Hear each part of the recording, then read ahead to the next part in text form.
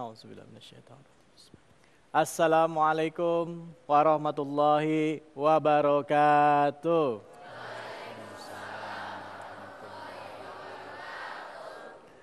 Alhamdulillahirrabbilalamin. Hari ini kita kembali lagi berkumpul bersilaturahim dalam program yang subhanallah luar biasa yang dihadirkan secara langsung di Metro TV, yaitu Oase Ramadan, yang kali ini disiarkan langsung dari Masjid Baitus Salam di Komplek Bilimun, Kalimalang. Betul ya Bu ya? Betul.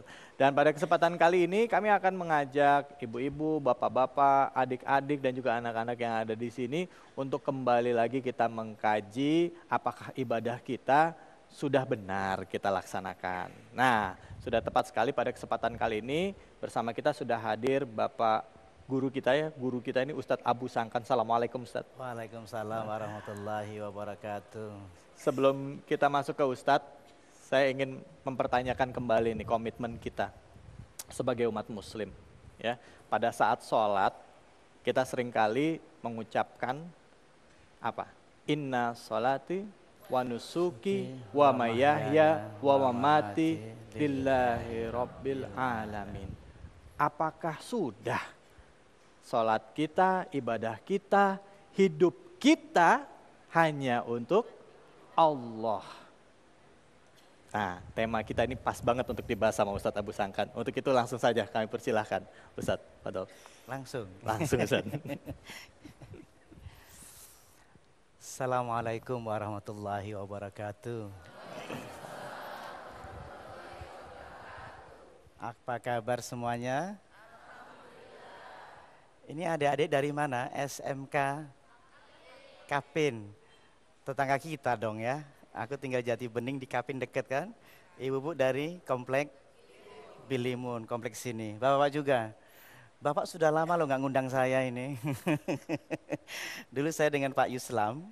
Kebetulan Pak Yuslam juga tinggal di belakang, di depan masjid ini ya. Dan alhamdulillah pemirsa di rumah, hari ini tema kita hari ini adalah mempertanyakan kembali. Kita ini setiap hari ngomongnya 5 kali sehari. Yang 5 kali sholatnya. Inna sholati wa nusuki wa mahyaya wa mamati. Ditambah tahajud. Berapa rakaat? Ngomong lagi begitu lagi. Ngomong lagi pas duha. Inna sholati lagi wa nusuki wa mahyaya wa mamati lillahi rabbil alamin. Makanya doanya nggak pernah dikabul-kabulkan. Kenapa? Ngapusi. Komitnya nggak dibuang. Jadi ilham atau petunjuk Allah itu diberikan kepada man wasala bimaujibihi. Petunjuk Allah itu hanya diberikan yang pegang komitmen. Makanya kenapa kita nggak baik-baik? Ya karena nggak pernah komitmen. Sholat tapi tujuannya hanya tidak akan melaksanakan apa yang diucapkan. Makanya dikatakan hubungan batin kita dengan Allah baina mutabatinaini, antara dua batin yang bersambung ibarat seperti mutahabainil mutasofayaini. Jadi tahabbah, saling ada rasa cinta yang berhubungan, ada getar-getar cinta. Karena ada ayat-ayat cinta. Ini getar-getar cinta. Kalau orang sudah getarannya cinta ada, sernya itu ada. Ternya itu ada. Makanya kalau sholat tidak ada nyambungnya, rasanya tidak enak, sepi, kosong, capek. Ini yang selama ini. Yang kedua, melalui petunjuk. Ketika kita komitmen pada Allah, hidupku, matiku hanya untuk Allah, maka disebut mukhlisina lahuddin. Ikhlas itu sesuatu yang komitmennya kuat kepada Allah, yang tidak karena siapa-siapa, maka disebut musyrik. Yang tidak karena siapa-siapa hidup saya, gerakan saya berjalan, ini sudah saya terangkan waktu lalu tentang kalimat Bismillahirrahmanirrahim. Atas nama Allah semuanya. Jadi kita akan kembali mumpung ada adik sekalian, mumpung sudah tidak ketuaan kayak kita ini Ibu, kita akan memproses anak-anak kita itu mencapai itu. Bahwa setan pun tidak akan bisa menembus dimensi mukhlasin. Setan menggoda manusia dengan kekuatan Allah. Makanya kita berhasil, setan berhasil menggoda kita walaupun kita puasa. Karena puasa kita tidak puasa yang sebenarnya. Puasa kita tidak meninggalkan hawa nafsu. Puasa kita tidak meredam. Sedangkan setan duduknya di tempat hawa nafsu. Tunggangannya itu, kudanya itu hawa nafsu. Makanya hari ini kita kembali ketika kita menggunakan bahwa Islam itu dasar utamanya adalah agama kita mukhlishina lahuddin, ikhlas dalam beragama. Ikhlas beragama bukan seperti yang kita rasakan selama ini. Aku sudah ikhlas, bukan seperti itu. Masuk ke suatu dimensi yang tidak bisa ditembus oleh iblis.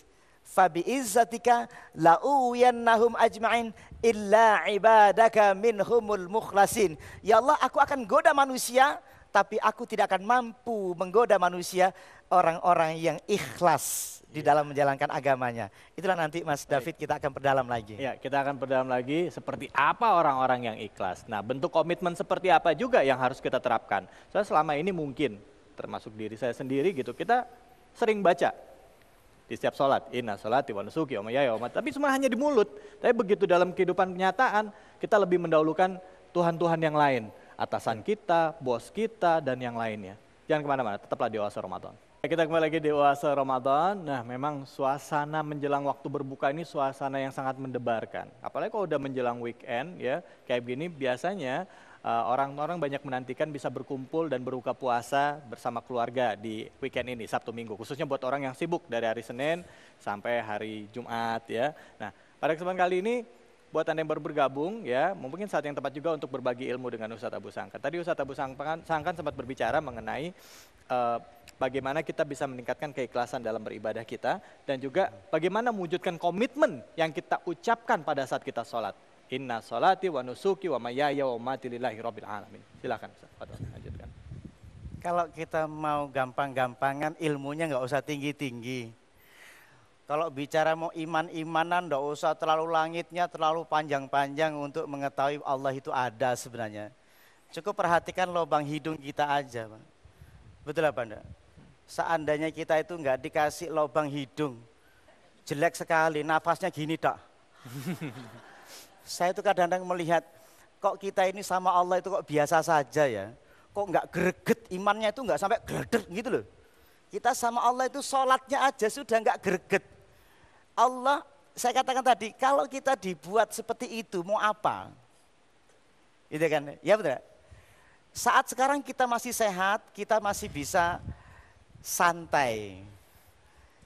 Sehingga keimanan kita kepada Allah, ya biasa saja. Enggak sampai ngunci yang sampai kuat seperti apa. Dan setiap hari kita sering mengatakan itu. Dan komitmen. Karena Allah enggak kelihatan, ini mungkin problem sampean. Betul kan? Jadi sholatnya pun seperti enggak ada Allah. Kenapa saya bilang sholatnya enggak seperti enggak ada Allah? Bukan enggak ada Allah, seperti enggak ada Allah. Orang kalau ada orang Pak, kalau saya jalan di depan panjenengan semua, saya itu sopan karena ada orang. Perilaku saya karena ditonton oleh semua orang di TV. Loh pakainya rapi. Ya tadi beleketek karena nggak ada orang. Loh ini kebalik. Di depan orang rapi, di depan Allah beleketek. Nah itu loh. Termasuk beleketek hatinya kotor, pikirannya kotor tetap sholat. Betul nggak? Dan kita tidak seperti ada Allah di hadapan kita ketika berdiri pun tidak hati-hati. Para Allah mengatakan bahwa alladzi yaraka hina taqumu wa taqallubaka fis sajidin. Allah melihat kamu di saat berdiri salat. Berarti ketika berdiri dilihat Allah, saya tidak berani salah ketika takbir. Allahu Akbar. Yang dilihat Allah bukan hanya takbir gerakannya, tapi alladzi yang melihat juga tuwaswisu fi nafsuhu, melihat dada kita, gerak-gerak hati kita. Dan Allah melihat juga terus menuju sholat, menuju rukuk dan sujudnya, diperhatikan. Sehingga tidak berani bergerak sedikit pun salah. Allah pun mengatakan, la yanzuru ila salati rajulin la yuqimu sulbahu bainar ruku'ihi wa sujudihi. Allah tidak mau melihat seseorang yang rukuknya tidak lurus dan sujudnya tidak lurus. Kita perhatikan di masjid, ini mumpung taraweh lagi rame-ramenya, insya Allah batal-batalnya semua. Kenapa? Saya katakan batal kenapa? Syarat rukunnya sholat tidak dilaksanakan, terutama tumak ninah. Percuma sholat sekian puluh kali rakaat, tetapi tidak diterima faradda, kata Nabi. Innaka lam tusalli, sesungguhnya engkau tidak sholat. Kenapa ya Rasulullah? Faida kumta ila sholati fakabbir, takbirlah. Kemudian mengatakan sumarka hatta tatma'inna raki'an sumarfa hatta ta'tadila qa'iman sumasjud hatta tatma'inna sajidan. Maka para ulama seluruhnya mengatakan tumak-ninah adalah rukun sholat. Jika tidak tumak-ninah, kata Nabi, faradda, ulangi salatmu. Fa innaka lam tusalli, sesungguhnya engkau tidak salat, berarti tarawih kita batal semuanya. Tidak main-main. Tetapi jika engkau pikiranmu melayang, jika hatimu masih kesana kemari, Allah masih memaafkan. Masih maafkan. Karena itu godaan setan. Nabi hanya kalau engkau lupa, maka sujud sahwi 2 kali sebelum salam. Artinya yang lupa masih mikir, masih tidak dosa. Dan tidak perlu diulang lagi sholatnya. Tetapi kalau tarawihnya cepat, wajib mengulang tarawihnya.